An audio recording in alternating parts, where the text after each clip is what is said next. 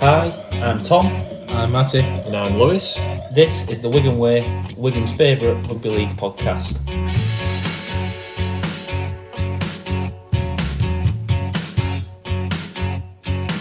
He'll put you in his trap 'cause he's a union man.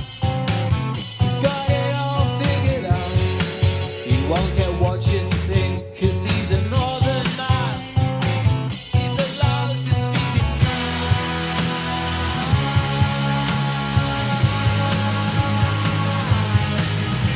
His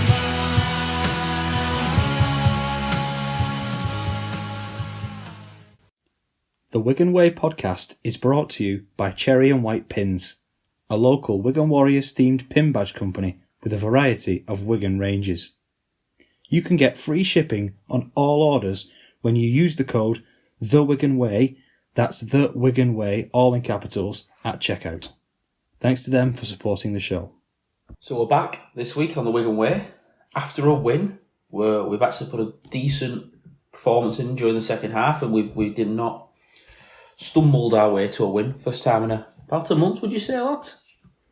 When was the last time we won easily? I Hard to remember. It's a long time ago. 4 or 5 weeks, I'd say. Yeah. Feels like nice this week, doesn't it? Oh, yeah. Recording after Yeah. a win and a very convincing second half performance, which we'll get into. But yeah, It's nice to win in the last minute and have that moment, but it's also nice to have a dominant win. You can't have that every week, can you? No, you That's can't. the thing. You can't have that every week. You get 1 or 2 of them a season, don't you? But you don't want that becoming a weekly occurrence where you're having to rely on a last-minute wonder play for win you the game every week. not at all. Not at all. So yeah, good win. Really good weather. Really good occasion. How did you enjoy it? Obviously, I've not introduced you to this week, but Matty, how did you enjoy the pre-match build-up, obviously? Oh, I loved it. I thought it was very clever to play a bye with me because then Wigan will win. Yes. When that gets played, because it gets played at Wembley.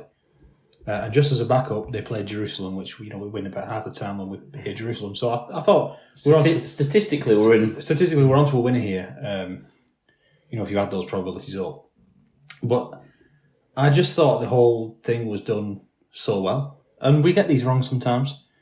I'll be willing to say we get these wrong, not in terms of we always want to do the right thing. But we've seen in the past that we've had sluggish starts on Heritage Day or on Armed Forces Day or whatever, when there's a lot of pomp and circumstance. Wigan do pomp and circumstance very, very well. But it does affect the players. Yeah. And look, the day was about Sir Billy Boston night. Sorry, And how good was it seeing the Sir Billy Boston stand? oh yeah, when we walked over that bridge and we saw Sir Billy Boston's name, yeah, and seeing him come out there and sit on his big throne, and then realise that his teammates were walking out to see him. His face when Ashby come out. Well, I knew Ashby was going to be Just over. pandering to him, didn't he? Had the Any massive chance he smile. gets, Ashby comes out in front of the crowd. But all three of them, brilliant moments when his face lit up every time he saw somebody. He's giving them big hugs, and then he's shaking hands with all the players and having a photo with him. He's just such a happy bloke. Like, he's always smiling. And it is an infectious smile. Oh, yeah. And I just remember looking around at everyone, like, celebrating the great man. I like the Tifo. Yeah. Could have that every week for me. Lighty up posts. Could have them every week for me. Yeah. Like them. The goal post, everyone loves a goal And they were post. growing up as well, because Aaron Kieran were kicking. Oh, he was So on. they've got send them green. He has only got 1 year left on his 3-year extension, though, after how long Yeah, it because took. he spent 2 of them kicking those goals. Yeah. Hey, He kicks a goal, doesn't he? oh, I don't mind how long it takes. If he we kicks score, we them. might as well give us 6. If he kicks it, I don't care how long it takes. It's funny, this season I've lost 4 years of my life. Should we get into this game? Yeah, go on then. You've not even introduced Lewis. Oh, Lewis, what did you think then? I thought it was mint. We've been on holiday this week. I'm not having holiday this week. I've been on the holidays and I've not been in work. 'Cause I've finished for summer now, but I've not been away. No, I thought it was good when we all met in the pub. We had some food. We had then a walk over to the. It was obviously good for it being the nice weather. 8 o'clock, but Yes. still nice and warm. That's We still did a gorgeous, t-shirt and wasn't it? shorts. T-shirt, shorts, sunglasses needed until about 15 minutes into the game. Funny situation now, isn't it? You finished Yeah. the summer. I've got a few days left. You still got Got a week, mate. a week left. So I want to ask before we do get onto this game in a second. You asked me, and I agreed. I would be interested to get Matty's opinion on this. Jerusalem, that you mentioned, national anthem, yes or no? It's interesting, Jerusalem. The context of Jerusalem, I think, is that it was written as an anti-Britain thing. And then it's just turned into a Britain. It's the most Brexit song ever, isn't it? Yeah, but I actually think it was written as an anti-colonialism song. Yeah. And so whether you can then adopt that as your anthem when the spirit it was written in was against the empire. I'm not saying they should get rid of a national anthem, but Jerusalem for sporting events. I don't mind Jerusalem. I don't mind God Save the King, but I do love Jerusalem. It does make the hairs on the back of my neck stand up. I think everything as well, obviously you guys are cricket players and the association it's got to England's Bear Me Army as well. And I'm singing that and there's clips out on YouTube of Joe Root joining in with them and everything like that. Yeah, I always hope a catch doesn't go to Joe in the first few overs because he's always singing. He's always singing Jerusalem. It's a great song, isn't it? Yeah. So let's get into this game. A couple of changes probably should talk about beforehand. Yeah. Kieran in at 6 with Bevan injured and obviously Farrimond injured. Jack Farrimond, with a hamstring. We have seen that before, haven't we? Kieran moving into 6 when we've been short on. I'm going to be honest, it was more the 7, wasn't it? He played the Harry Smith role last time he was in the half. He's done both. He has played alongside Smith, but he has also played alongside Farrimond. So I don't think he's ever played alongside French. But he's played there before quite a few times. He's ready-made. His style, his style of play suits that anyway. He plays like a half-back or a stand-off anyway. So it really it's an easy move.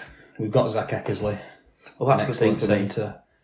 Having Eckersley there just allows you to move him. We've got an awesome centre in Eckersley waiting in the wings, and so I think it just makes perfect sense. I mean, for Kieran, he slotted in quite nicely.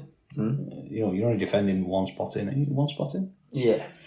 You're only defending one spot in. You're attacking, a bit more, but You had some as a defensive line there as well. Yeah. Because your 6 is normally someone who your second rowers try and get over, but with how Kieran's been tackling the last 2 games.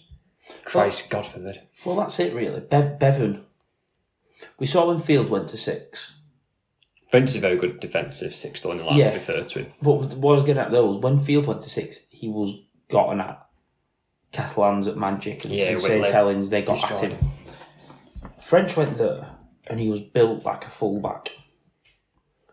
A little bit slight, a little bit not strong defensively, and he was okay. French has not been slight for a few years. But since he's gone to 6, is this his second full season? He did half the year, and then last year he probably noticed it in the Penrith game that he put a little bit of size on. Yeah. Defended well, and he's carried on doing that and turned himself into a 6 rather than a full back. Well, Kieran's a big lad anyway, so he can defend in there. And obviously we'd had to change both our wingers again, which was annoying. And we didn't have Zach to put on one of the wings, so we had to put Douglas on one wing and Wade on the other. Which we let's be honest, we were worried about in the pub before the game, 3/4 line on Billy Boston night.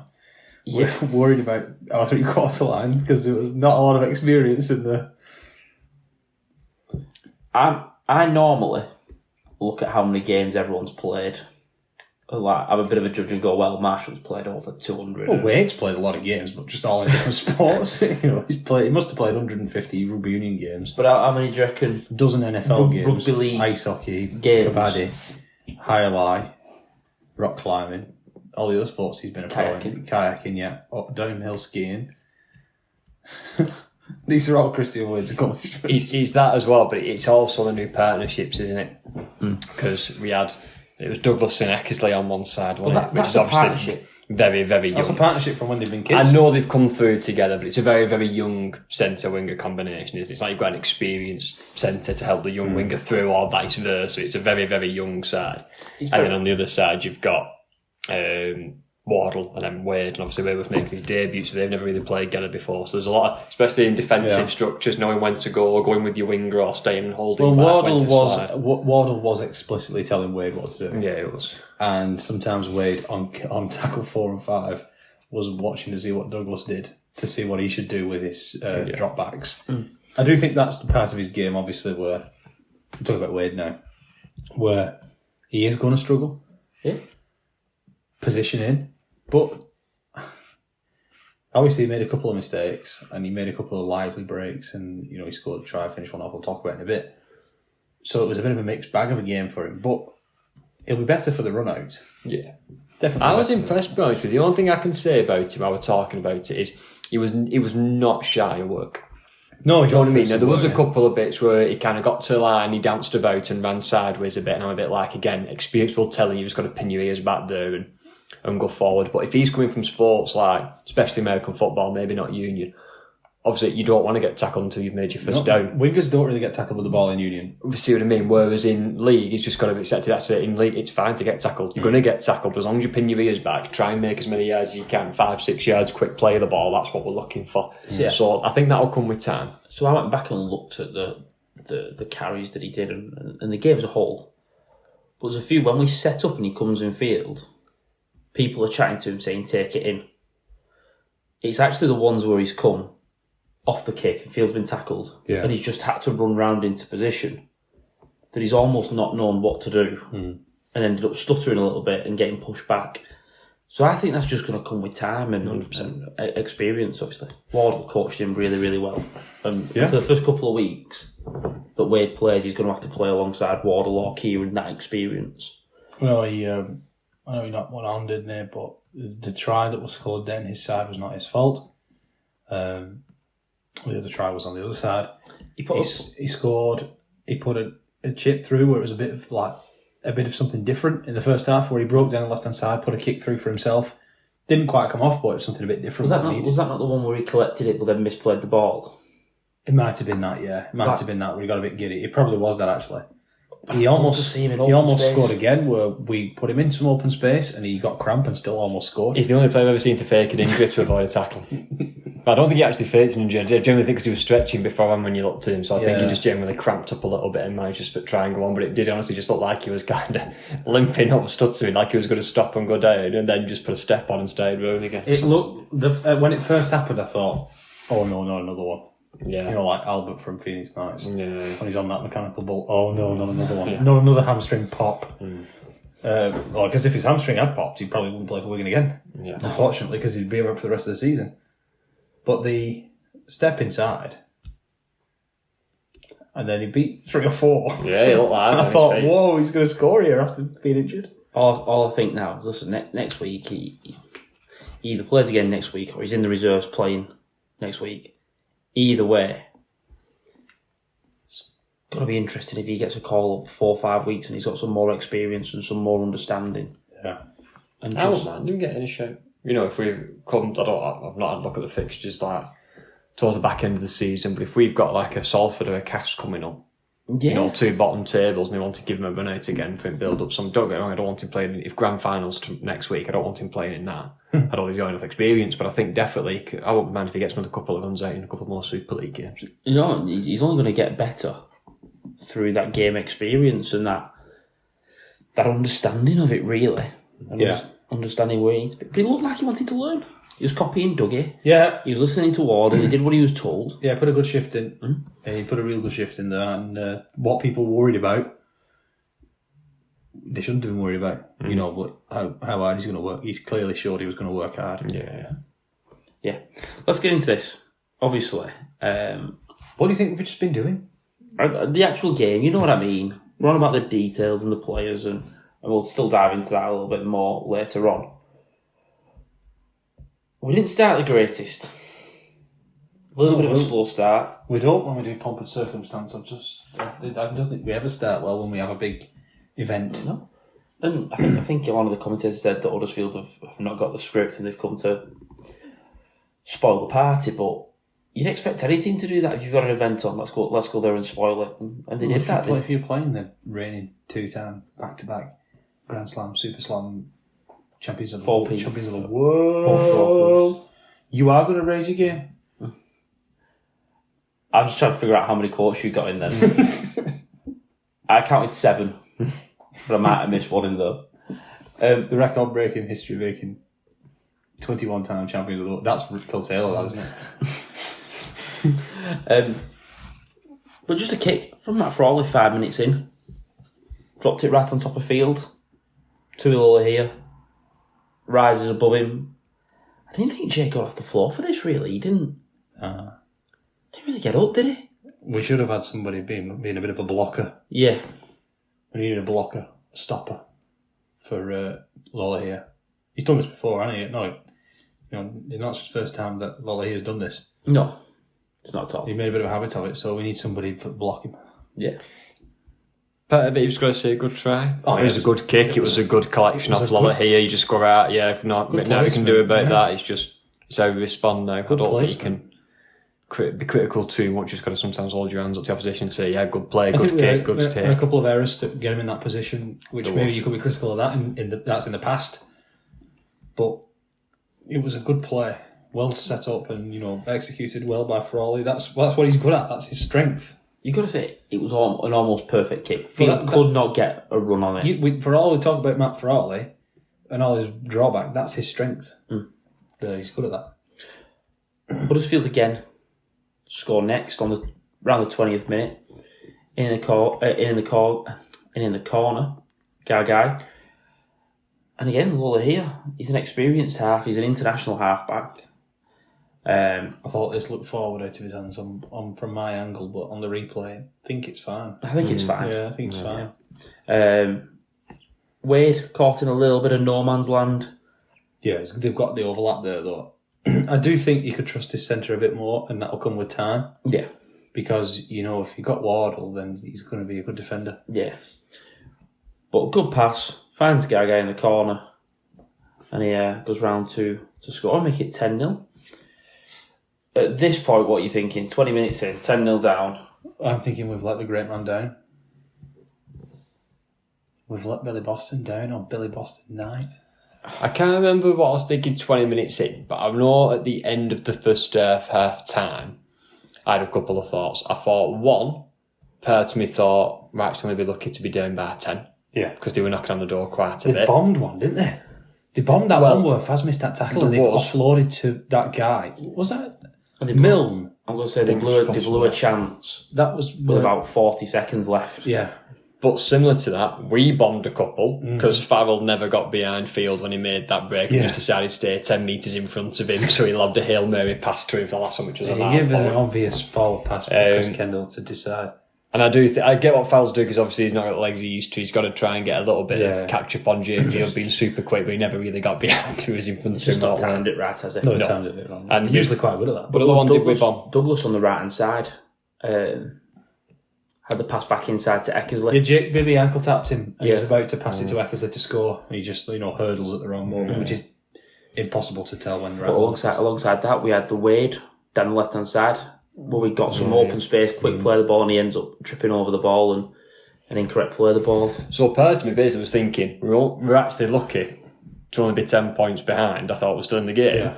And subsequently, we could have actually, on another day, probably been about 12 or 14 10-0 if we would have took our opportunities. But I if feel we like played shocking. we speak about which direction we're looking in. I feel like I was looking towards the North Stand more. Yes.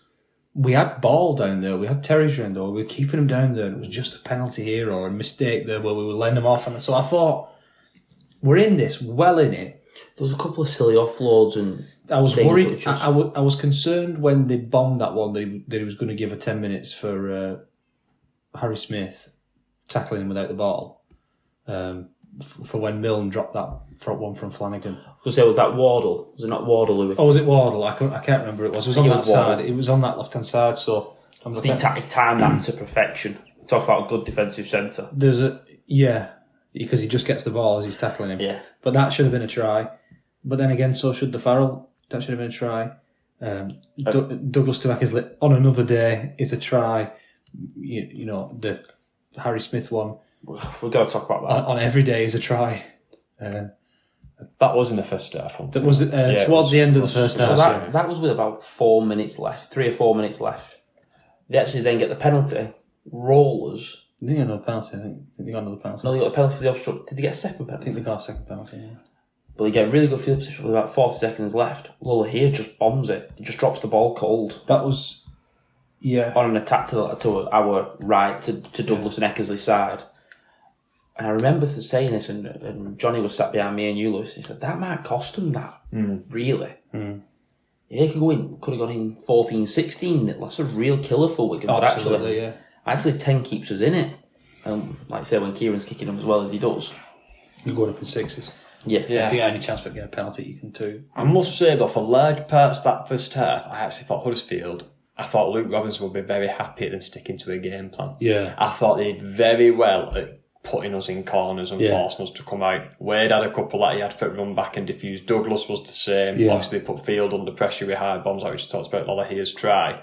And then I think it's a telling sign because the people around you in the stadium cheer for an offside penalty. And they're not offside, they've just got us pinned back because they ended us in a corner, the sprint after that. They're attacking with the defence, as you sometimes say, and then everybody goes, oh, they're offside, penalty. Yeah, and it's not, they've just actually played the set out really well and they're doing a good defensive set. And I thought they did that quite a bit. I think that's where Luke Robinson have been very gutted about the second because they went away from that in the second half. They started lobbing stupid offloads that they didn't need to do, and I bet he'd have been sat there going, what has happened here? Just put him in the corner like we have been doing for that 40 minutes. Can I just throw two things at you there then? Yeah, go on. I do want to jump on that offloads thing, but you go on. So when you talk about the process that they went through, that was very much an Ian Watson performance. I thought that when I was sat in stand thinking, I thought, this is Ian Watson. Good ball, kicked at corner. Good guy, kicked at corner. We've got a chance. Don't kick it dead. Take the tackle. They went through the systems really, really well. And the other thing I want to say is we often get people criticising Harry Smith. We don't. I like when Smith does this. That 5-and-5 box kick, drop it on the winger, get a good field position, drop it on the winger, bring it out from there, and your two carries until you're centre field on the 10-metre line, and then your defence has to slow down a little bit. Where we were to attack in that first half, our first two carries were bringing us to centre field and maybe 10, 15 away from our own line. Yeah, there were a few times where we'd had 3 or 4 tackles eaten up before we'd made 10 metres.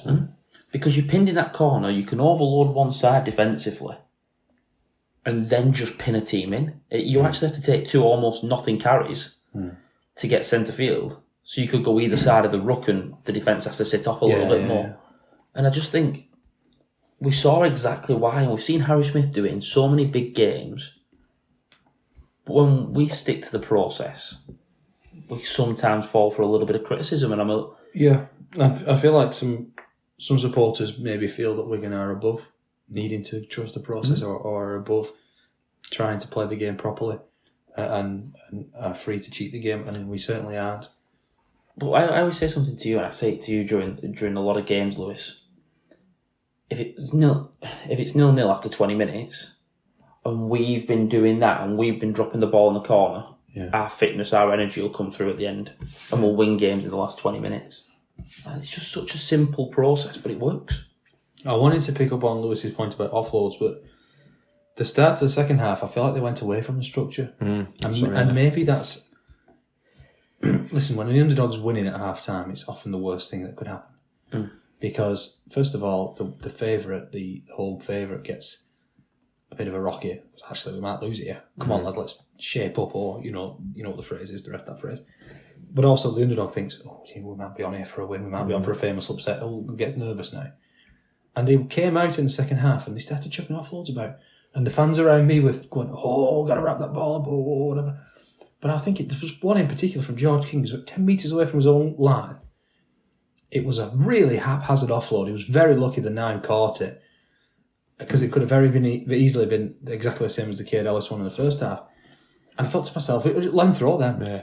Because you can't do that for 40 minutes. No, just let him throw that. You might get away with one, but if you want to do that for 40 minutes, you're about to knock on at some point. They did a couple, and I thought, this is not a team that's 10 pressure in front at all. You're trying to throw offloads like that, and if you're losing by 10 points, maybe. Well, I actually love to look into what you say. When you get a team that's such big underdogs as Huddersfield were in this game, let's be honest, whether being losing by 2 points, it's the best place to be. It's probably the best place to be. Yeah. If you're 10 or 14 up, or you go in and it's 12 apiece. Yeah, they're going to come and throw things at you. I thought, and I hate saying this because it's the easy thing to say, but walking back up to my seat at half time, I remember saying to a bloke who sits near us, and I went, it's obvious, but next try is massive. And I hate saying because it is the obvious thing to say, but I thought if they score again, we get it squeaky bum time. If we score first, the crowd gets up a bit. Huddersfield think, oh crap, if Adam Kieran kicks it, it's only 4 points in it now. Yeah. Now the fans are getting behind and momentum switches. And So how I often do thought- we see teams score and just immediately roll? Exactly. And Roll I down thought the pitch. in the next try, the first try, the second half, it is massive. Whoever gets the first one. The fellas coming off the back fence, Yeah. they just got extra. He could have gone off the back fence. Did you see Paddy Mago line up for those kick returns? He's Paddy been watching Mago. Spencer Lindy with damage. I think he was Paddy Mago. absolutely. Well, there's one in Australia called the back fence bruiser. Yeah. Have you seen? Bruiser. Have you seen back fence bruiser? With Cooper Johns. Cooper Johns goes to watch his local side, and they've got a prop forward. His nickname's Bruiser, and he comes off the big fence, and he said, "Come on, Bruiser!" They're all giving it, "Come on, Bruiser!" Because he's running from in the crowd basically at that park level. Like, "Come on, Bruiser!" They're all hyping him up, and then he takes a carry. I think the Mago was doing his best Bruiser impression. Yeah. Before we get on to the second half, I want to talk about this Harry Smith no try. This was Paddy Mago being an obstruction, apparently. I don't get how you can get that. What does he do? Just disappear? Like, But just not be. He has to go through the line. In theory, he has to go through the line, and that would be a good application of the rule. Had Harry Smith run through the gap that he creates, but he doesn't create a gap. He stops short of Josh King, then backs off out of his way, actually pushing Harry Smith to the defensive line. That's one of the worst I've seen. Yeah, And at the time, I remember saying to you and my dad, Lewis, I thought, has he gone behind him? If he's gone behind Mago, then yeah, fair enough. But the thing was, usually with these annoying soft obstructions, somebody baits it and crashes into Mago and falls to the ground theatrically, and you can see, all right, he went through a gap there because that defender threw himself to the ground. I still don't think it was obstruction, but I can see at least he went through the gap that was created by the attacker. Yeah. No one even does this for Huddersfield. They're all trying to tackle him. They miss him. They overchase, and they've got an excuse for overchasing. Huddersfield have got an excuse there. They've got out of jail. Did they even appeal for it? They've been rewarded because they've got a penalty For overchasing. that they ended up nearly scoring off. They've been rewarded for bad defence for overchasing, textbook overchasing, and they've been rewarded for that with a kick to touch. It's a horrific error, but we will not get a public apology because it's Wigan. Why are now referees now saying, has he been materially affected? I don't even know what that means. Materially affected. Materially affected, as opposed to what? Emotionally affected. I don't know. He can't. Him just being there causing him so much emotional distress. He can't make a tackle. Materially affected. Why can't you just say affected?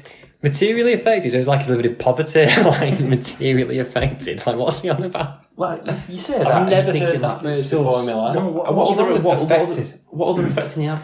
A theoretical effect. But if he's theoretically affected, He's theoretically obstructed him because he in thought theory about running the he's line. well, you could theoretically obstruct someone on every play. Well, I was thinking about Jake Wardle. Jake Wardle theoretically obstructed me. I was going to go and tackle him. Just, you know, when you listen and you just go, what are you on about? Has he obstructed him, yes or no? No, this was a bad one. And again, even though I keep saying I don't want to talk about video referee decisions, we have to, because they're getting them wrong and deliberately backing up the ref. I've actually been praising referees the last few weeks because I feel like they've given the right decision. They've been criticised, but they've gone for the right decision.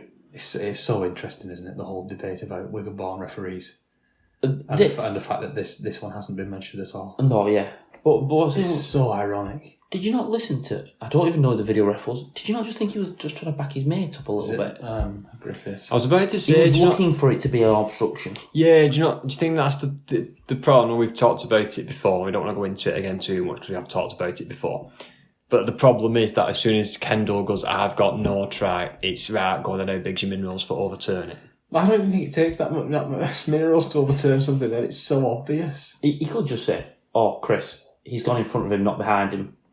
No, it's a try. It's a try." Fine. It's so bad. It's so bad. Yeah. I don't want to talk about that anymore. Talk about second half Yeah. instead.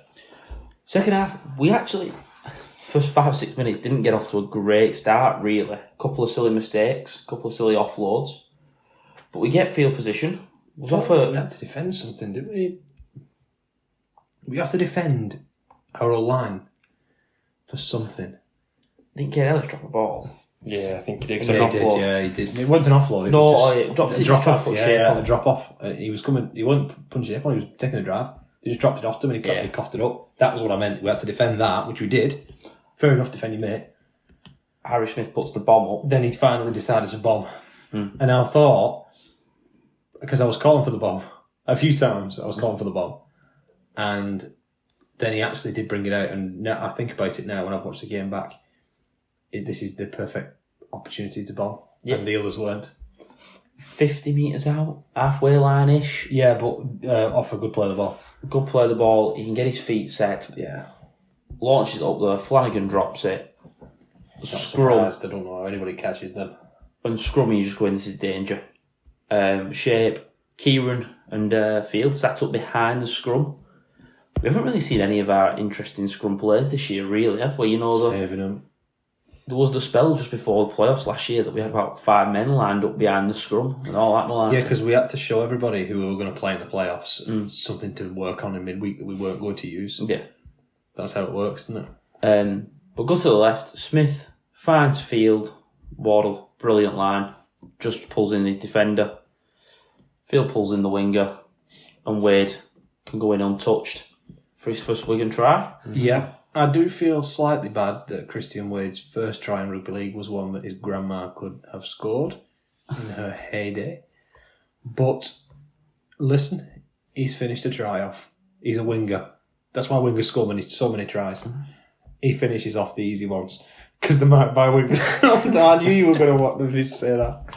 No, wingers score so many tries because they do all the incredible finishes, but they also just get to finish easy ones like this. They're the guy that finishes off the easy one. He's a winger. You get 10 of these maybe a year. Yeah, this And is you why have to take them. this is why you put in the hard yards, and because so you can get the reward of it. Nice easy try, and this this is why Wardle works so hard on his try scoring, and because he's a genuine threat. Yeah. That you're going to get a winger for an easy try every so often. I'm sure Sir Billy even finished off a few easy ones in his career. Yeah. You have to, don't He you? must have finished off something. He was a winger. He's not bad wingers. He's been finishing off some easy ones.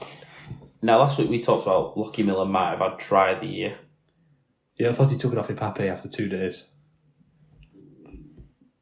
5 days later, has Jake Wardle took it off him? No, not for me. Not for me. It's not for me, but I think this will win try of the year. I like Miller's try This more, is a try of the year. but it'll end up being it. It's the most fun try. If that was a category, the most fun try of the year, the most bonkers try of the year, the most rugby league try. In fact, probably not rugby league, the most ridiculous try of the year. This will win most ridiculous, but I don't think it's the best. I don't, but I think it'll win the The award. ball keeps falling on the floor for starters. We've got props getting tackle on last tackle, just launching offloads to people. We can kick it 3 times or twice at least. We kick it. Yeah. Now, we're not even going to try and talk through this. Oh, I was waiting for you to. I was waiting for you to do that. So much happened. Obviously, Farrell with the kick and it bounced in the field. So did Farrell? No, Farrell didn't put the kick in. Farrell put the kick in. He put the first one in. Smith not put the first kick in. No, he passed to Farrell on the inside. He had a bit of a poor pass from now. Farrell put the first kick in. Yeah. Well, it went to Smith, and obviously, left footer I remember on the that. left-hand He side. just dished it off. Yeah. Wade knocks it back Wade. to Burn to Ellis. The props all put. Ellis, by the way, redeemed himself with an outrageous pass. Do you know when he threw that? Do you think he thought there was a bit of Lockers living inside of him? No, because Lockers would not have turned and thrown it right-handed. Lockers would have just thrown it left-handed. Yes. But this is a proper Lockers pass It's at a it. Dip bullet, it. yeah, bullet. Fine. And it's on the money as well. Yeah. It finds Dougie, who jumps inside, nearly gets tackled, throws it to Dupree, who decides to become his NFL player again, back to Vegas, keeping it alive. Finds... who did he find? Harry Smith. Harry Smith, back out to Dougie. Dougie again. I know we're only halfway through this, but I do love the fact that we didn't collapsing on ourselves. You know, we didn't all go towards the ball. You watch the Huddersfield defence, there's 8 to 9 people following the ball. Yeah, as they should. But Smith, Field keeps his width. Wardle and Wade keep their distance on the left-hand side, and they just keep this game alive. Dougie found Eckersley, who found December, who found Smith. Yeah, and it's at this point where, in my head, I thought this is what I wanted to say. Harry, there is a huge gaping hole on the left wing where 3 of your attackers are unmarked and just waiting to walk in for a try. Why don't you try a big kick across the field, straight to them so they can score? But what actually came out was just a bunch of vowels, I think, because I wanted him to kick it, and then sure enough, he puts the big boot, which is a tough skill considering Wardle didn't have to move. He's done it before. He has done it before, but Harry Newman for England. Yeah, but with Harry Newman one, I think he probably prefers kicking that direction. Yes. Do you know what I mean? Like, that was left to right, wasn't it? Yeah. So that's a bit more suited to a left-footed kicker. Whereas this one, he had to wrap his foot around it a bit more. Yeah. And I've got to say, I can't believe this wasn't checked. Well, he checked everything else. He checked everything else and didn't check the one that probably deserved the most checking. But that makes it 12 points to 10. Straight off the training ground, that. So why did no one say those eyes up footy though? I was just going to think that. I was wondering when you were going to put a pound in the jar for the eyes up footy reference. It was, though. It was eyes up. I've got no problem with eyes up footy. I've got a problem with the thought that they never play eyes up footy. No, what do? Just run around with your eyes closed going, just get into shape. You know the reason. Just get into shape. We've just talked about how obvious Luke Robinson's structure was that they stuck to rigidly. That's the opposite of eyes up footy. I get that. Yeah, well, there you go. You get it there. So It's like off the cuff footy, ad-lib footy. Yeah. Ad-libbed is a good way of You describing it. know when you're in that shape, Wigan are still playing eyes up footy because they're making the right call on who's free, who to hit. Yeah. But No, this was just Eyes up footy. backyard on the park. this is what you play when it's like 4v3 against your mates and you've got an extra player. There's always one of you just behind. Just keep moving them around. But I want to praise 2 players here. Tyler Dupree and Liam Byrne. They came on in the second half, just after we'd scored the first try, after the Wade try from the scrum. And from that moment on, they really punched, they really got forward. When I said before about rolling them, these two come on off the back fence, rolled them. And you know what was amazing? Suddenly, Harry Smith kicking off the front foot, finding ground, we're pinning them back. All of a sudden, he looks like a world-class number 7. Yeah. But I was like, he needs a strong pack to do it, like every number 7. Yeah. Yeah. I want Tyler Dupree playing like this every week. Yeah, I'm glad we come on to prop chat now because I thought that second half in particular, all our props were outstanding. Yeah, second half. Mago gave us so much energy. It was a big gamble to bring him on as early as he did. And Lehman did a lot of minutes. I was more impressed with him. I thought Lehman kept it simple. Mago energy through the roof. Burn, Dupree in the second half. Punching holes. This is how we want our props to play. I'm going to give credit, and he was the prop really not used in the second half, but Havard, that first 40 minutes kept us in there defensively. And I was glad we got some insurance tries so we could bring on Harvey Makin for his debut. Yeah. Because you could tell that we were a bit reluctant to throw him on when it was 12-10. So, listen, we know a couple of guys who go watching the reserves every week, and all they said was he will not back down Harvey Makin. no, his first involvement in a Wigan shirt was collecting a shot kick-off. Yeah. Can't say fairer than that. No. So 65 minutes. It's 12 points to 10. This is where Wigan get to put on a few more points. That shape, Brad O'Neill to Kieran to Smith, finds Field. And we've said it before, we'll say it again. That part of his game of just selecting the right pass has developed so much. When I turned around to you two after this try, I was trying to talk about how good the double pump was. So I was trying to reference a double pump. If the camera was on me at that moment, then that's what I was doing. It's Or for anyone who sits near me, I was trying to reference a double pump yeah. by talking about how good that was, and I was, pretending to do a double pump Yeah. with the ball. But it's so good, and we've seen it so many times. It was the same type of pass that got Farrell through at Wembley in the Challenge Cup. Yeah. So many tries Wardle scored off the back of it. It puts him through, and it's 18 points. It's a very common method, isn't it? The double pump. It's very often used because it works. It freezes the defender. I'm going to say, do you not think? I don't think there's any player in this league from fullback who takes it so close to the line to do it though. Oh, to do the double He makes pump. any 3-on-2 just a try. Yeah. Because he makes everyone commit immediately. Yeah, and also the first pump gives you a bit of an indication of what the defence is going to do. Yeah. So you can successfully do the second pump. Definitely.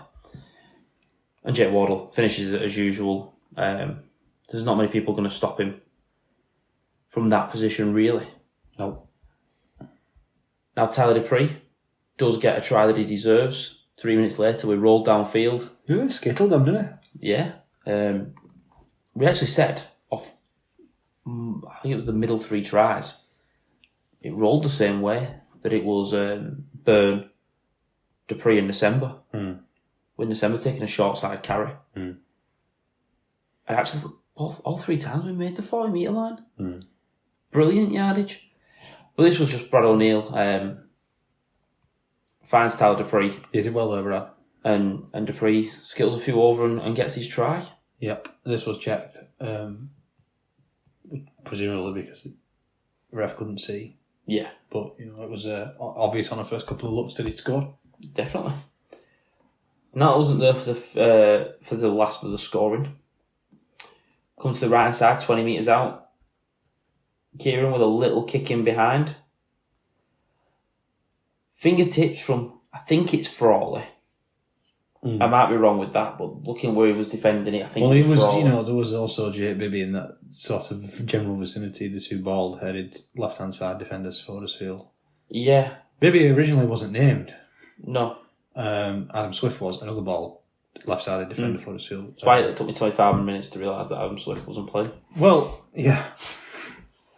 Jake Bibby come in for him, but then also the 18th man, who was used in this game, first time I've seen that for a while, because there was 2 failed head knocks, was Jack Bibby, another ball player for Huddersfield. So it was like... Ball players, aren't they? So it was like, well, one ball player's out, so another ball player's coming from 18th man, but there's a new ball player going to be the 18th man.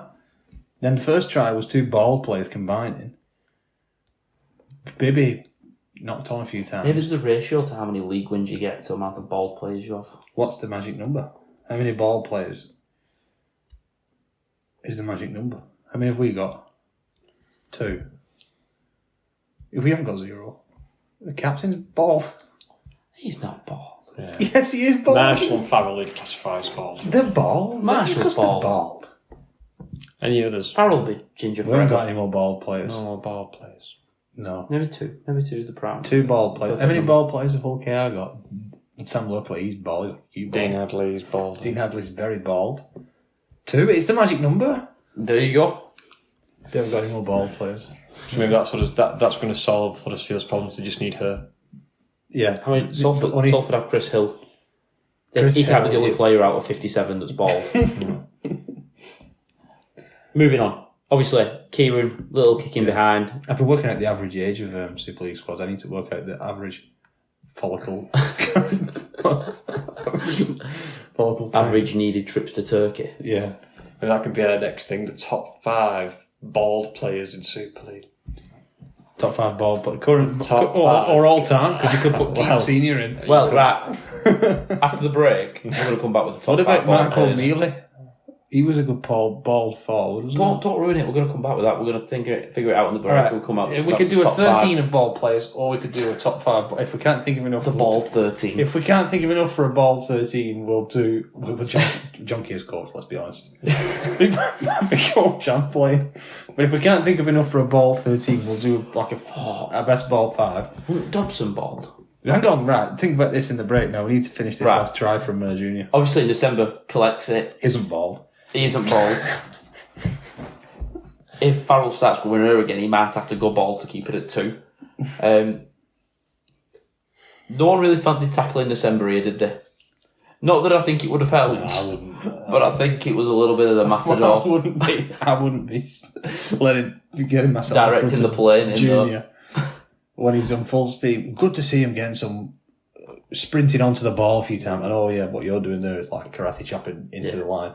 Getting some early buttons coming onto it with a bit of steam, because I think everybody's been bottling up Junior this year because he's such a threat. But it's good to see him back to his best, back rampaging. Yeah. Right. 45 minutes talking after a nice win. Yes. Going back to like us of 2 years ago. We're going to take a quick break and we'll come back with the hopefully bald 13.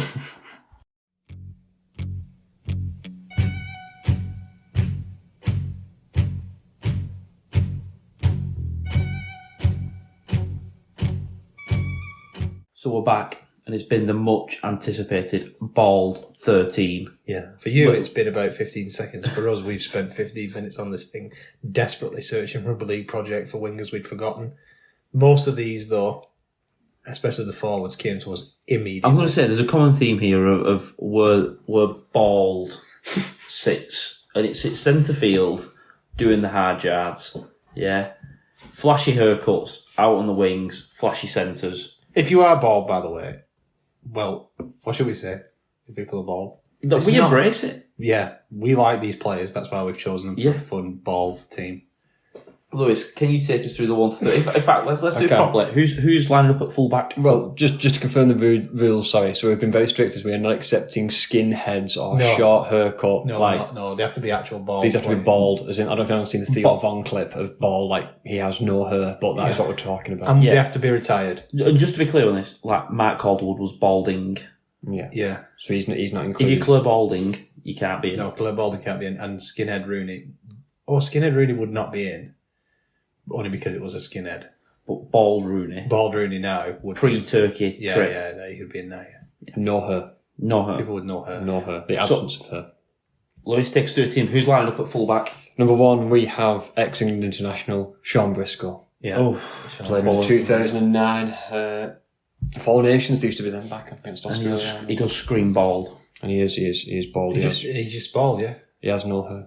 Who are the wingers? Could also fit in a broken nose 13, but that's for another episode. And that's for another after the break segment. Right, wingers was the hardest position. It was. Yeah, we couldn't think of wingers. We did think of the first one. No, we had Adam Swift and Lee Kershaw, but they had to be retired. Yes, I'm going to say and Marshall. If you're listening to this, do pause it here and come up with your bald 13 and see whether you think it would be our 13, because it was hard work finding wingers. Yeah, that are retired. Like we said, we've got Kershaw, we've got maybe that it comes in trend. Maybe wingers like bald. It's out of fashion now. But bald is try scoring right now with those two especially. So the first one we did manage to think of after a long hard bit of thinking time, Gareth Thomas. Yeah, Gareth Thomas. Played for the Crusaders, just over 30 games. The Welshman. Do you remember him getting knocked out in his first cap? I do remember that, yeah. Done punditry as well on teams, isn't it? Yeah. And then this person I've never heard of, but he's definitely bald. It's Damien Blanche. He played for Catalan for a good few years. Played at Wakefield as well. Yeah, in Wakefield, yeah. And the first picture that come up was him tackling another member of the Bald 13, so there was a lot of skin on show. A lot of bald and bald violence. Yeah. So Damien Blanche is, and Gareth Thomas, the two wingers. Who's wrapping up the back five? Completing the back line, we have obvious pick for one centre spot, Keith Senior. And that's who Damien Blanche was tackling in the follicle-less picture I saw. Was it? The follicle-less picture. Follicle-free zone, this team. Keith Senior is one. Other one, Leeds teammate, Chev Walker. Yeah, got me. Played a couple of positions, Chev Walker. Classy centre pair, that. Who makes up the half-back partnership? Half-back pairings. One, we thought we got the 7 straight away in Michael Dobson. Yep. We thought of him quite quickly. We was struggling for a 6. Went through a couple of different names, but we have set on Luke Walsh. Yeah, and I think the beauty of this partnership is they could both easily slot into 6 or 7. Very fluid. They played together, didn't they, for a year? Did they? Walsh and Dobbo? I don't think they did. Dobson was at Hull KR. I don't think they would have played together then too. You know? But did say it's not signed Walsh from Hull KR? No, he come from New Zealand Warriors, maybe?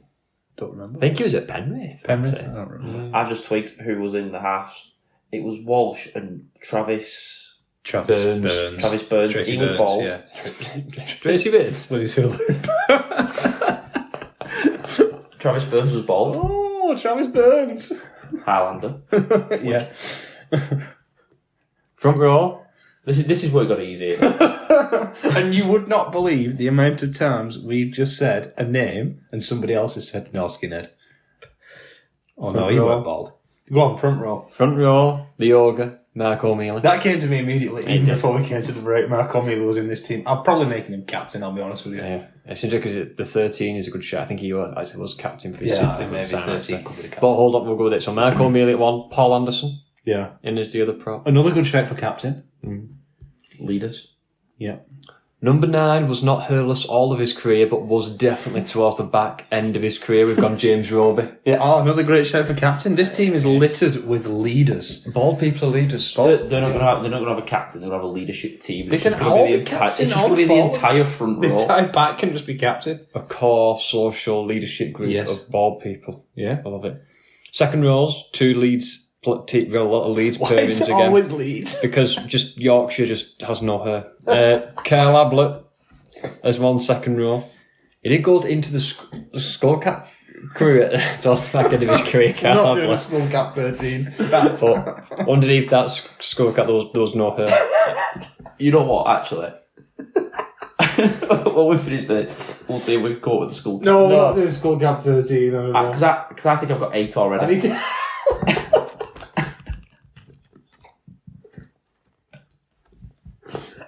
And then other second row, his teammate for a very long time in the golden era for Leeds Rhinos, JJB, Jimmy Jones, Buchanan. Yeah. Can, yeah.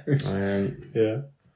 And then Whose third, head was famously on the wrong way around. it was, I was about to say, he was upside down, wasn't he? He had the beard but nothing on top, all of his hair slid down his face. And then number 13, tied it all up before we announced the coach, is Craig Fitzgibbon. So he was captain for FC, I'm sure, when he was in Super League. Now doing well as a coach anyhow. Coach for this team, John Keir. It's got to be, hasn't it? John Keir. Had to be. John Keir has to be baldest, flattest head He'd give Damien Blanchard one for his money. I've ever seen. And that is your bald 1 to 13 of Super League retired players. Not a hair in sight on their heads. It's a follicle-free zone. Free zone. I love it. Yeah. Love it. Matty. Would you want to come to me for eye catchers now after that? Yeah. Okay, eye catchers. Dom Young's try Yes. was outrageous. Kick for himself and then fit it in somehow into the in-goal area. Who is he playing for? Back at the Knights? Yeah, back at the Knights, yeah. Herbie. Delicious. Delicious. Delish. Herbie was delish again. Was. And then he started playing rugby and he was really good at that as well. Yeah, yeah. But yeah, Herbie had a delicious try. And what's another eye catcher that I could say? West Tigers lost again. That didn't catch my eye. No. Something must have happened. Storm won. Storm marched on. Raiders still top. Andy Favell was with Smithies and yeah, there was a picture, wasn't there? Has he been? Yeah, Are they doing the tour? the Lions are on They're tour. They're yeah. playing the Brumbies, which is based in ACT, Canberra, and they play at GIO Stadium, which is Canberra Raiders Stadium. So they played Brumbies against Lions on maybe Wednesday, maybe it clashed with Origin, off the top of my head. it did. And so Farrell met with the 2 Wigan lads that play. Well, Quite an not iconic Wigan picture, lads, isn't I know, not Wigan lads, but Wigan Academy products that came that play for Canberra at the moment. Good to see Matty Nicholson.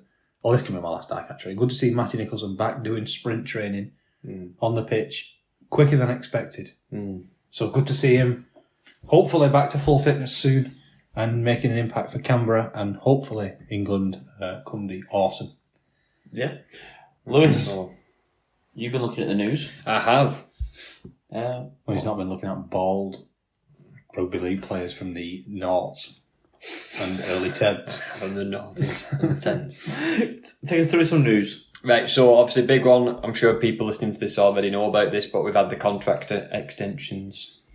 announced. So Kieran got a 3-year extension. Forber got 4 years for Forber. I cannot remember. That was the third one. No, that was the 2. That's only 2. That's why I can't remember the third then, because there wasn't one. Unfortunately for Aledzki, he's injured. Yeah. Aledzki got 2 months. Yeah. He's injured. Is it 2 months, 8 weeks, something like that? Cheekbone, I want to say. It's definitely facial. Yeah. Facial injury, which is always nasty.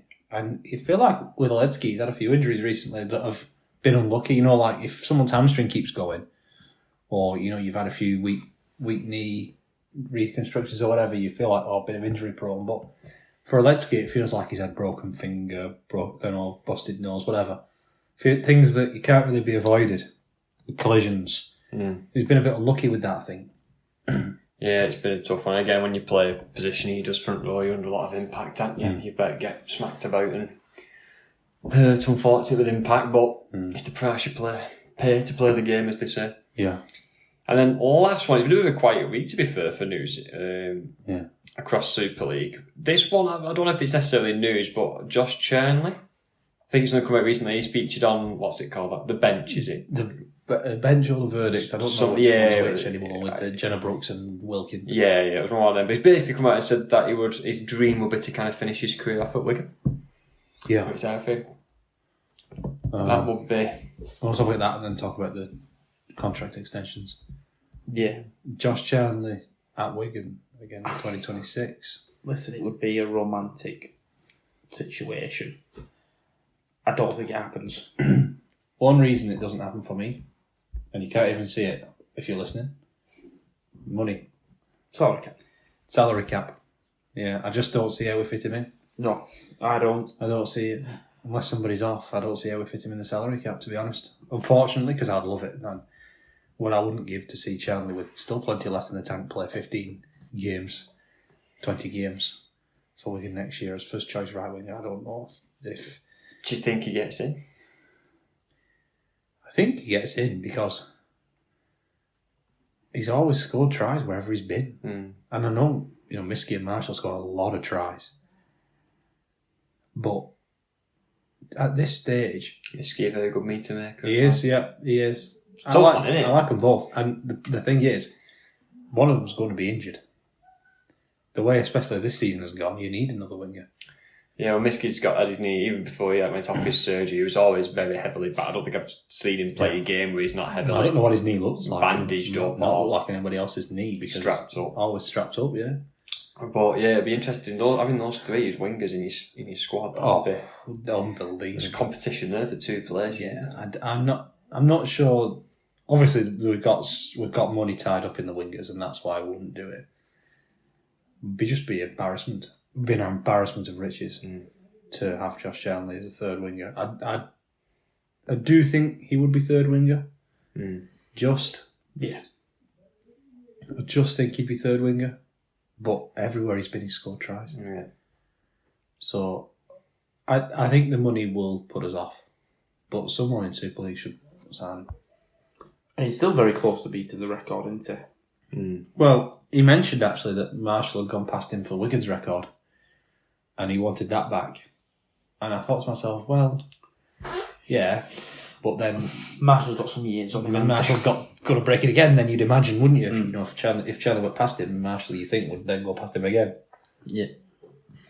So, that wraps up the news, doesn't it? Well, do you want to talk about the extensions? Yeah. I think they're both excellent news. Tom Forber, for 4 years, as one of our brightest young products, played an excellent role last year in the quad season with Brad O'Neill's injury.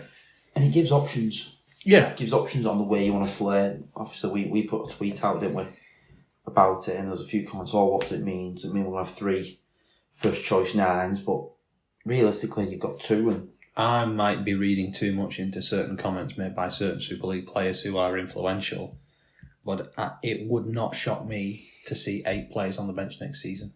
And all your 21-man squad are allowed to be available. Yeah. Wouldn't shock me at all to have up to 21 on the bench. In which case, Forber as an option who can cover halves and 9, Lehman can cover halves and 9. Forber is different Brad can cover 9, He's 13. He's a different kind of player. You could then have Brad covering the 13 role. I wouldn't hate that. It gives options, and you can never complain about that. I think Pete puts a lot of trust in him. I think Pete sees a lot in him. And it's easy to actually just give him another 4 years. But but what I mean is like he didn't just, he wasn't there when Brad got injured last season just filling a spot. No, he got minutes. Yeah, he got brought on very difficult periods in games. He was brought on a bit different to Cruz to do the Brad role, go and control things for me. And he was very good at that. He was very good at that. And I actually think, as far as nines go, he's our best distributor. Yeah, toughen up the middles, get your distribution right. Nothing fancy, no dirting about. Just get us back on a steady ship. Get Bevan and Smith ball in hand, nice delivery. And steady things out, and I think Pete put a lot of trust in him to do that role. Like you said, Matt, probably because he did it well whenever he was asked to do it. He put his hand up and did what needed doing. So fair play to him. He definitely deserves the extension. And Adam Kieran, 3 more years. Mm-hmm. Yeah, felt like a no-brainer if the fits money into 31, 32. If we could fit it under the cap. Excellent defender, covers 6 in game. You now almost don't need a cover for centre fullback because Eckersley's there to do that. I'm not worried about it stunting the growth of Zach Eckersley at all because we've seen the growth of Zach Eckersley even with Adam Kieran in the squad. He's got to play lots of games. Zach Eckersley next year will play 25 games. Swiss Army knife. He kicks every goal within reason. Looks good doing it. And improving defensively. Yeah. Week on week. He puts his winger in, scores a few tries. A handy try scoring return for centre. Yeah. Yeah, I like this one a lot. I really like the extra 3. I don't think there would have been anyone who didn't want him to stay. It was a question of can we fit him on the cap. Can we fit him on the cap? Yeah. In another universe, quarter spot worries, but we seem to have 4 available at this point, so yeah, whatever with quarter spots, don't fill them. Definitely. Right, let's take a quick break and come back with Around the Grounds.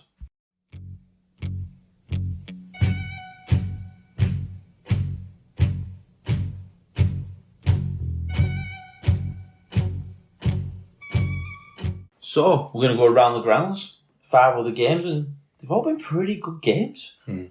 Close games, and what I'm going to say is they've all been important for the league, really, fighting for positions. If you have a look at where we're starting off, Hull and Wakefield, on a Thursday, both of these teams fighting for the top 6, and whoever would have won would have gone into the top 6. So, really, really close this game. Could you also point out how mental it is that is Hull FC's first win at home in 12 months? 355 days. Yeah. It's ridiculous. I'm so glad we're now not the last team to have lost. Well, the win that was against us. Even though it didn't matter because it was ancient history. We won 3 trophies since then. 2 trophies since then. So it's ancient history anyway. Imagine going to the DW for a year and you lost every time. Oh my goodness, I know, terrible. That is mental. I remember going, I think it was the first time I went there, it was a little bit hostile. And they didn't put a great performance in. Was it the first time they played? We went there. They didn't put a great performance in. Yeah. It got a bit hostile, and I was like, well, start of the season, new coach, whatever, bad season last year. But then you hear things like that, and you go, imagine we're sitting going up them stairs. I feel like this is what Steve-O would have called another great bald man. It's just a tribute to bald men this time. Steve-O would have called this a knock-on-a-thon. Yes, he would have. He'd sat in his chair in boots and all and said this was a knock-on-a-thon. How good was Boots and all? Boots and all. We were so lucky. We had Boots and all the tries. And we don't even have a YouTube show that has all the tries. But Boots and all the tries. But yeah, knock-on-a-thon from this. Interesting comments from Darryl Powell, mid chewing of a toffee. Durl said that John Cartwright had influenced the referee, which is not the first time someone's been accused of that this year. Wasn't Burgess accused of it? But for Durl Pearl to say this... Was Burgess not last year? When it kicked off with Hull FC? No, I don't think so. And Myler? No, I think it was this year, because wasn't it Brad Arthur who said that It was one of them two accused the other one. Has he been specific about like when, how? Well, I think because I did a in the word at half time. In the half time, he thinks that the second half the referee was very generous to Hull FC, but they were the team on top. They were the team with the ball. They were in the ascendancy. Wakefield never got out of the dressing room for the second half. It was very disappointing. The second half was Hull dominant. Yeah, it was. You're going to get more penalties than 6 against. Well, you should anyway. And when you're dominant, you win tackles and you get to lay on the play of the ball a second longer. You earn that right. I just wouldn't like that if that were my coach, Dale. Sat there chewing a toffee and moaning about the referee, saying Cartwright influenced them when your team had put that performance in the second half. I wouldn't like that if I was a Wakey supporter. I know Dale has done a lot of good for them, and that's the way he is. That's the way he's always been. Especially when in your last 4, I'm just looking and checking, your last 4, you beat Wigan, you beat Catalan. You wouldn't have expected that at the start of the season. And you've lost 2 trips to Hull. Like, not the end of the world. Is that the game you're going to try and... They're trying to get influence for the referee for the next fixture. Yeah, when you've got Huddersfield at home. Huddersfield, sorry. You should still back yourself. You should. But that's the way Dale is. That's the way he's always been. And he's always been outspoken, like when he was inviting the fans for coffee to discuss tactics. That's just bonkers. But that's the way he is.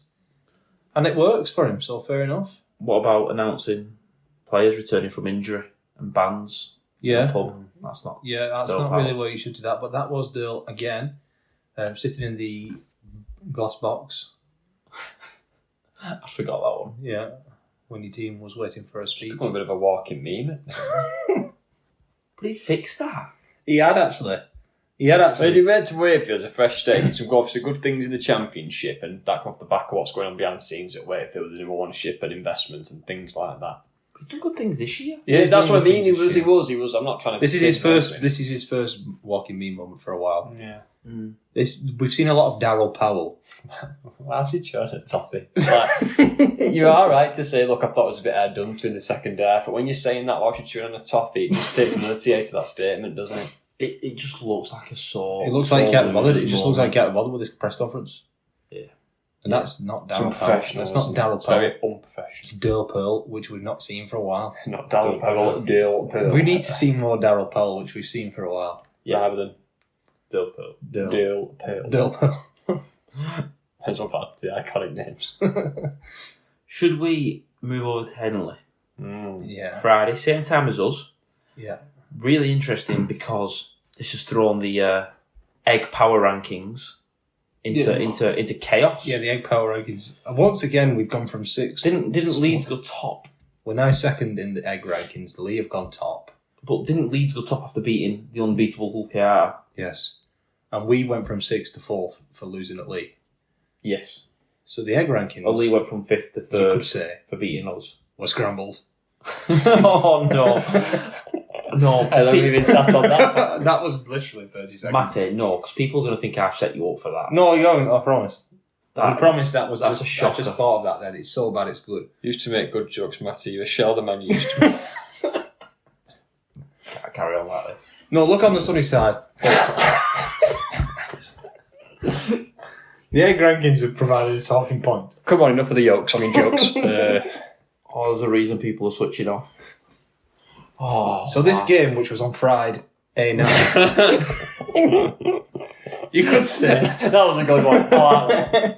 You could say, Dagnall poached a try. It was a good finish in the corner, and then nothing happened. So this game was 6-0 all through the match. From 15 minutes on was 6-0, and we just thought Flash's goal was broken at the ground because it was saying Wigan were 12-10 up when it was 30 points to 12. Right. I never get signals, so I have to turn to Lewis and ask him for the scores. But it weren't updating for you. It wasn't updating the Wigan game, so we just assumed that Saints and Leeds had scored more points between them. But they hadn't. It was still 6-0. There was no tries or points scored in the last hour and a bit of the game. Yeah. 2 moments ago to talk about this. The Lomax. When I saw online that he should have been red carded. Most obvious red card, missed. I thought this was a shocker. And then I checked and I went, he's not even got a yellow. Yeah. a bit weird. Was it the tip tackle? The tip tackle, For a yeah. tip tackle. So I Which is thought, normally a yellow, anyway. so I thought maybe it's a yellow, but it should have been a red. I just watched it, I thought penalty sufficient. Yeah, He's put him on his back. His leg gone up a little bit. I agree. It was reckless, but it was. I've seen a lot worse. Yeah, it was in a dangerous position. I don't think he landed dangerously. He landed on his back, didn't he? He's put him on his back, and his legs have just gone up a little bit. Like. The other thing was Lomax telling the referee, "Don't let the crowd make the decisions." Which, at Headingley, that's a bold thing to say, isn't it? Well, with the south stander.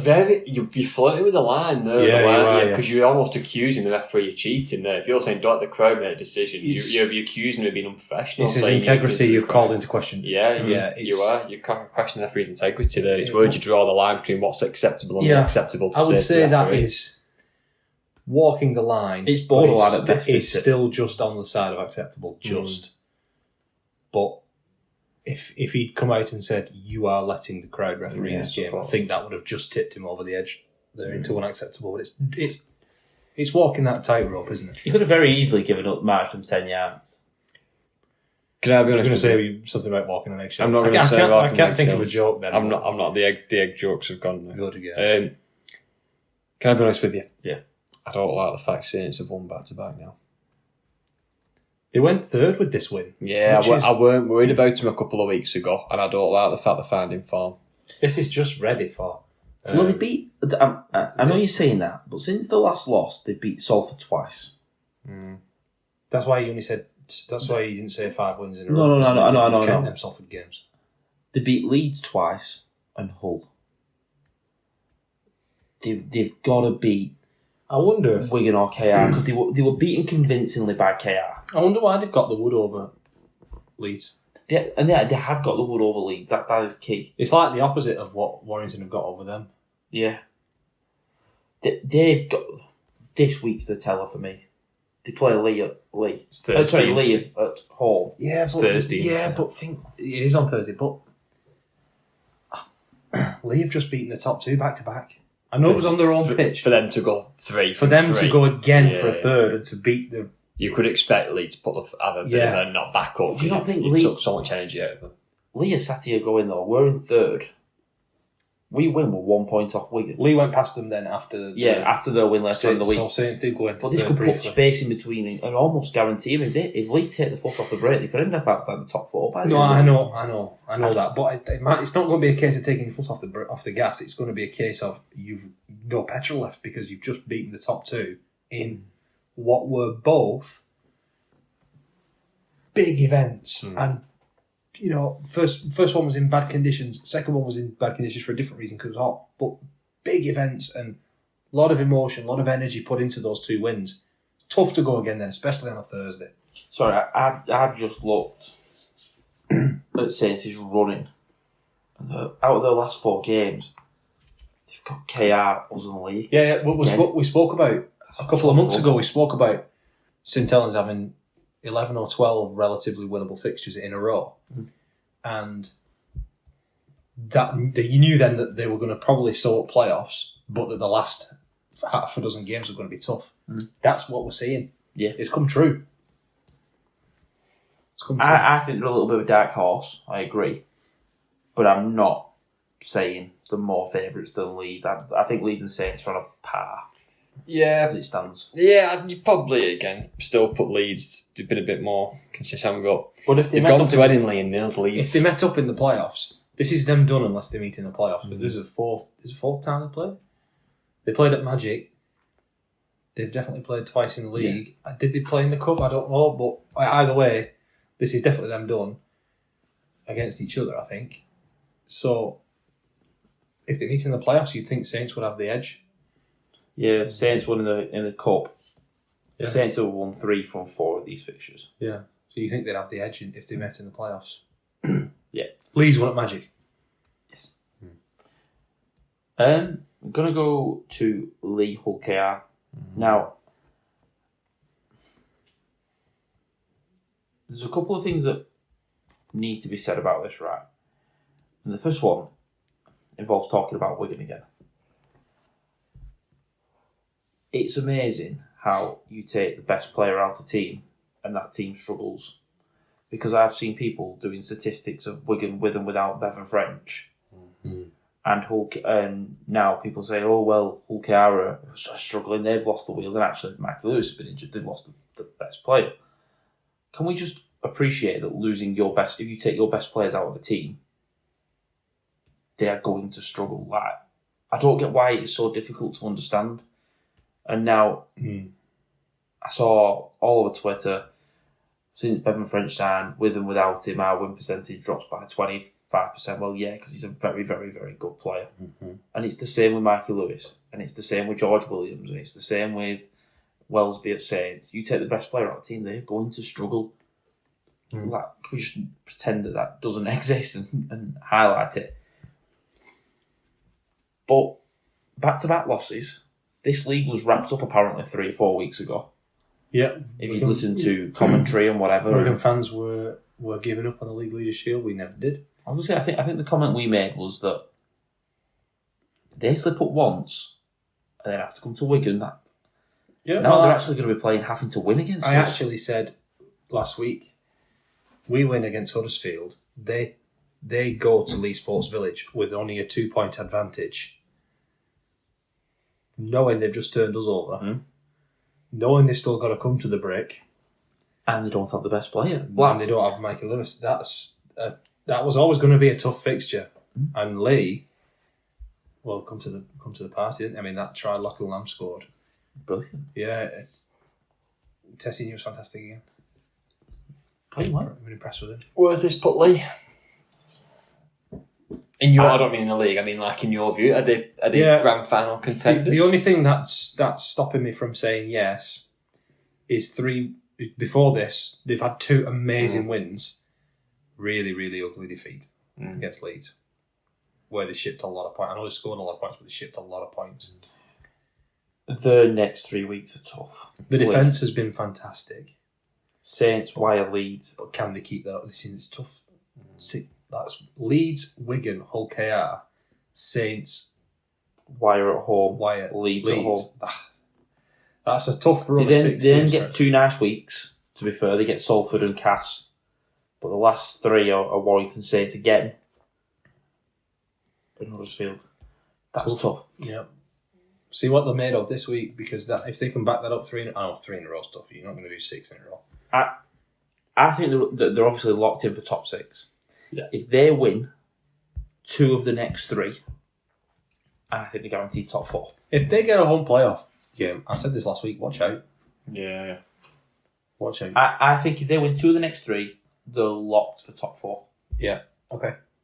Because they're against rivals in and around. Because they're against rivals. If they beat Saints, they'll get a break on them. Then beat Leeds, maybe. They break away from them even further. I don't think they've got enough fuel in the tank to break the top 2. I could be wrong. They've just beaten both of us. But they're in the conversation. Okay. Well, I'm not saying it's squeaky bum time, but the conversation is going to have to be had now. What do we do if Mikey doesn't play? They'll have to find a way to win without him. I always say at this time of the year, someone in the top 6 will lose a key player for the rest of the season. Always happens. Someone always picks up a big injury. Middle of the season time. It's usually around that international fixture. Well, Hull KR next week on Saturday have got Catalans in Catalan. The fact it's in Catalan...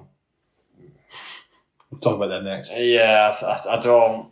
You'd like to... you'd think they're going to bounce back with a win there, wouldn't you? Yeah, I know the fact it's away might go, it could leave a little bit of doubt, but you would think Hull KR are going to pick up. The Magic One will be back as well. Hull KR should win that game. But you wouldn't want to be travelling in France after them 2 results.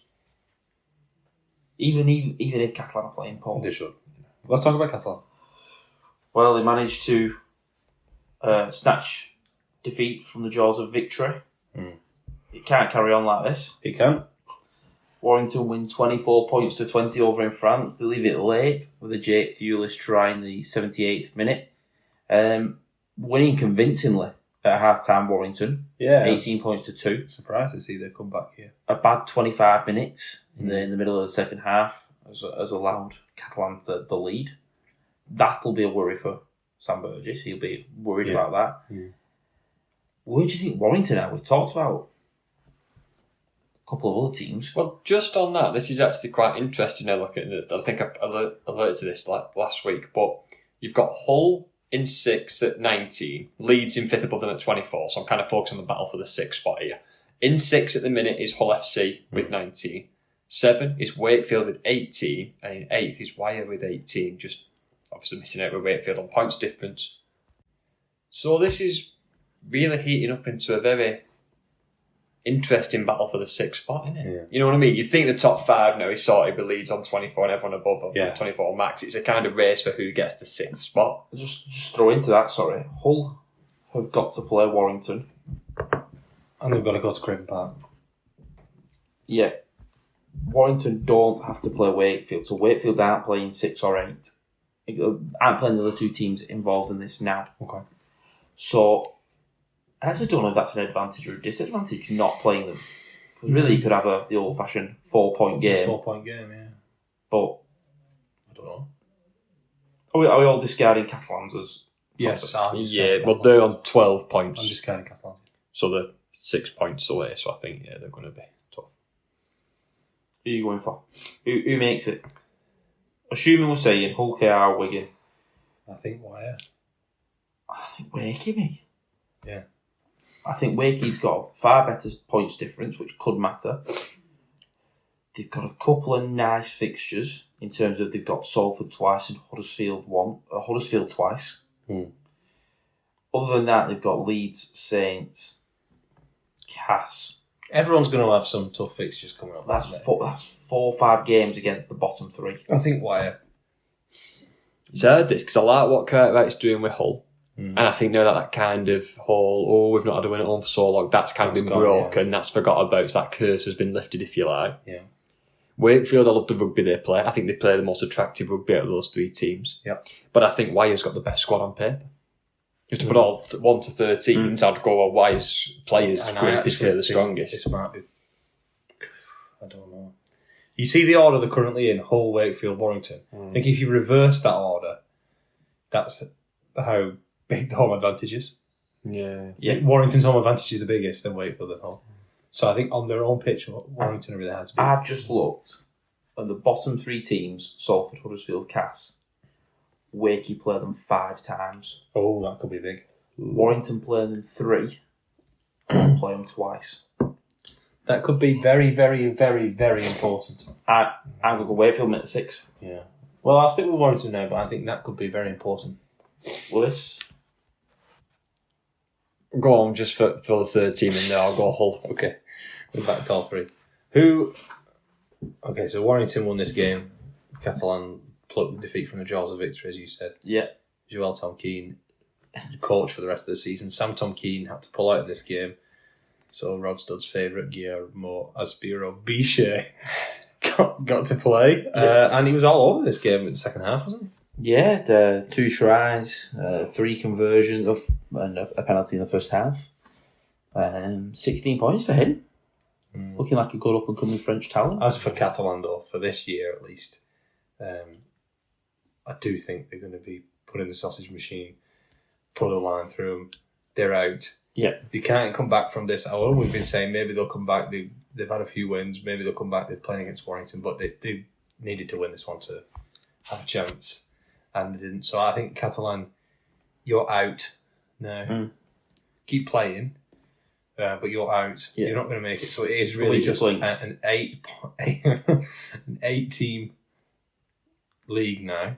I did see some Catalan supporters who we'll talk about next talk about catching Catalan. That's not going to happen either. Catalan, you have successfully finished 9th. Congratulations on the season. I want to ask this, since we've just done who's going to finish 6th. Catalan are going to finish 9th. Cass are going to finish 10th.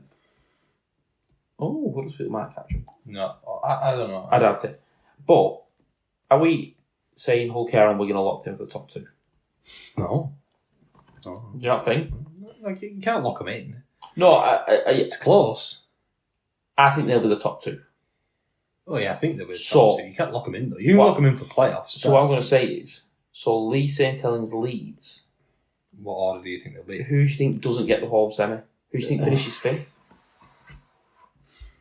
Dear me, I think this Thursday's massive. I don't know. Because Lee's on 25 in third and Saints are on 24. So if Lee win, they put 2 points between them and Saints. And obviously if Saints win, 3 points because there's 1 point They'll difference. go one ahead. They'll jump and go on ahead. So I think this Thursday there's a lot. I don't know. And can we just leave it at that? It's interesting. I can't believe you bottled an answer. No, I don't. I don't know. I think I it'll agree. Probably, I think Hull and Wigan are top 2, but I think that 3rd to 5th is going to be interesting. Yeah, how it will that be. finishes and who gets the Hull semi. Rather than asking you to pick who you think will finish 5th, out of the 3 teams, who do you think home advantage matters least for? matters least Yeah, to St. I think Helens. it will matters least. Yeah, matters least. I think St. Helens rely are on it. They don't rely on it. I think St. Helens are the most likely to go away from home and win. Yeah, they do because they don't rely on it. Yeah. Right, we've put it off as much as we can. Salford, Castleford. Yeah, Salford won. Yeah, they finally get a win. It would be Caswood, Scott Morrell in charge. yeah. I think this is another example, whatever you want to say, of why sacking Danny Maguire was a ludicrous decision. They've now got to Salford without a Well, have you seen? coach in a time of disruption. This should have been a game they should have won. And I think... Have you seen Jepson's interview? Who's interview, sorry? Martin Jepson's. The owner. Yeah. This isn't back to square one. This is worse. You started now. You're giving yourself a handicap. Is this where he said he wants to, if the club needs to go in a different direction or whatever? So he said he came in and Danny Maguire's brought professionalism, the things that they needed at the time, but now they needed something different. I just don't understand how you can say that after 17 games. I also Surely think how can you prove that he's brought professionalism? You know what I mean? When like Brian Noble took over Wigan or whatever and built things and did things, and then you got to a point where you went, we need to move on. But it was 3 or 4 years. How can you say he's come in, ticked all the boxes, but he can't take us to the next level? He hasn't had time to come in, improve it, and it go stale. He's had 17 games. Yeah. He hasn't had time for that. Maybe these players just aren't good enough. Recruitment hasn't been good enough. And now they've got Chris Chester in. Hopefully he'll fix that. I mean, he has done it at previous places where he's been. But he's a big job on his hands with no head coach. Unless there's something there. That can be the only reason. Scott Morrell's there for the rest of the season. But this is backwards as well, because Chester's coming as like this director of rugby role or whatever, is it? But again, that part, that's going to be recruitment. But how can you recruit players with no head coach when you don't know that he's lost for the style of rugby he wants to play, what type of players he wants? Catalan are recruiting players with head coach. That's what I mean, but it seems ridiculous. Well, I don't see how that's a business model, a plan. Like, it's ridiculous. I'll throw it back to you the other way. OFC did this. Richie Mile came in and started making signings. And then they brought the coach that they wanted. Yeah, but Cartwright was already going to be coming in. Cartwright was confirmed. Was he confirmed? He confirmed last summer. Not before Milo, but it was like we've got Grix for the rest of the season, but it's going to be Cartwright. Not I wonder unless they say this is who we've got for next season. Look forward to that. He's making the signings. He's okay in the signings. If they appoint someone in the next 2 weeks, It'd have to be so quick. It'd have to be this week. then you would be going, yeah, they planned this or whatever. Yeah. They want him. With FC, it was, this is Cartwright. He's going to be the coach. He's okayed these signings. Let's get excited for next year, and we'll see what the youngsters can do this year. If Cass do that, they won't do that. They won't do that. But if they do, I'll They understand. listed the coaches at Castleford. And I'm going to miss one here because I can't remember who. They've had Danny Ward, Craig Lingard, Andy Last. Andy Last. Lee Radford. So it was after Radford. There's another one before it got to Danny Maguire. An interim. An interim. And it'll come to me in a minute, probably once we end this podcast. How can you have 4 coaches in less than 24 months? Who was the interim at the end of the Do you know what, though? I think you've got to look at it in the context as well. Like Lingard had just stopped the 60-0 batterings every week, and I think, didn't they beat Saints away at Saints? That was a massive win for them and stuff, and even against the big teams, they were losing 12-6, They nearly beat us, 14-6, whatever, and they were in games instead of getting these 60-0 batterings they kept on getting week in, week out. And just as you thought, actually, you know what, he's being as competitive here, no matter who we're playing, we're in games, and we're only a score away, sacked. Danny Maguire just started recruiting players. Tom Malone comes in, he gets a pack. We said he needed forwards and stuff like that. He has one bad game against Huddersfield, sacked. It's like, what After almost beating us the week before. Yeah, what on earth is going on here? Like, this is the context of the situation is just so weird. I'm going to throw something out there. Does the Castleford board think this squad It's top 6. Oh well, it should be. We'll wait for that. Bubble. No. Because then... Not a bubble. That's delusional. It's not a bubble squad. This is not a bubble squad. And there's no way they think it is. That's what I mean. Because if you start saying, we think he should be doing better, and he's miscoaching the squad, and that's You're not the reason looking at we're that losing. squad on paper or on the field and saying that's a squad that should be on the bubble. Because even you start thinking, you know what, we've brought in some big signings, we've brought some players in from him, that's not even worked. I would love to ask that owner, okay, so what was the goal for this year that Danny Maguire hasn't achieved so that he's been sacked? Because I think with the resources he's got, or he had before he got sacked, he was doing what he could have done. Right, he could have beat Huddersfield. We should have beat Hull FC in the cup when we lost and got knocked out. You don't just sacking your coach because you lose a game you ought to have won. Like, it's ridiculous. That's And we talk sometimes. It happens. We talked about McNamara having runs on the board and using them up. We talked about Matty Pete having runs on the board.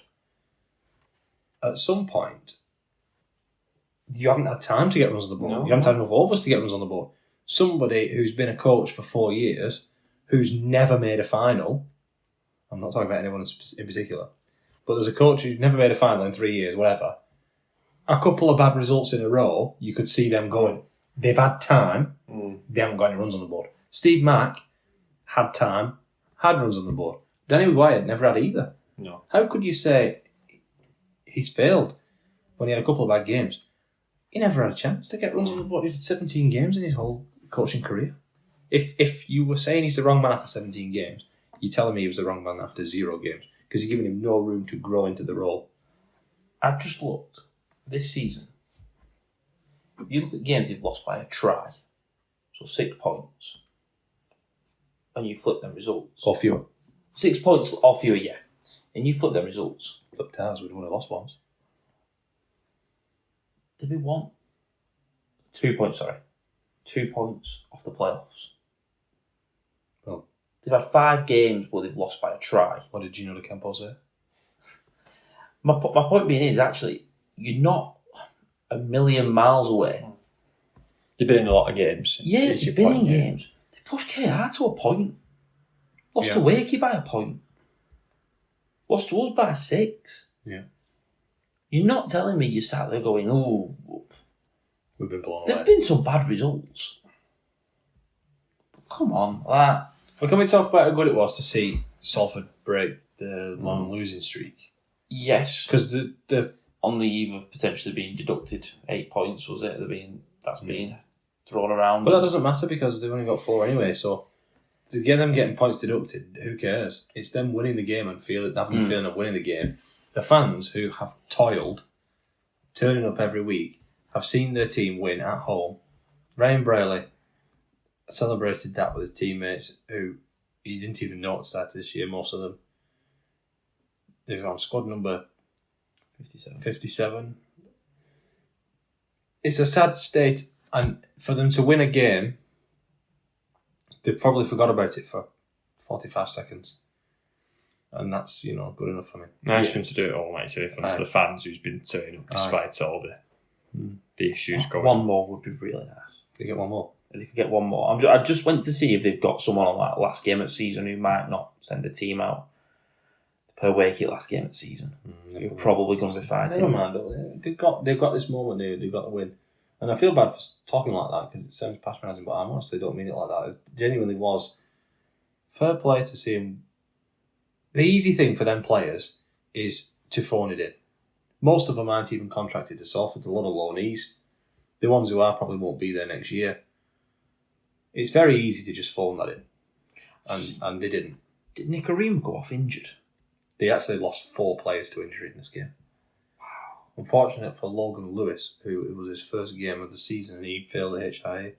2 failed HIAs after leave, so obviously they could bring the 18th man on.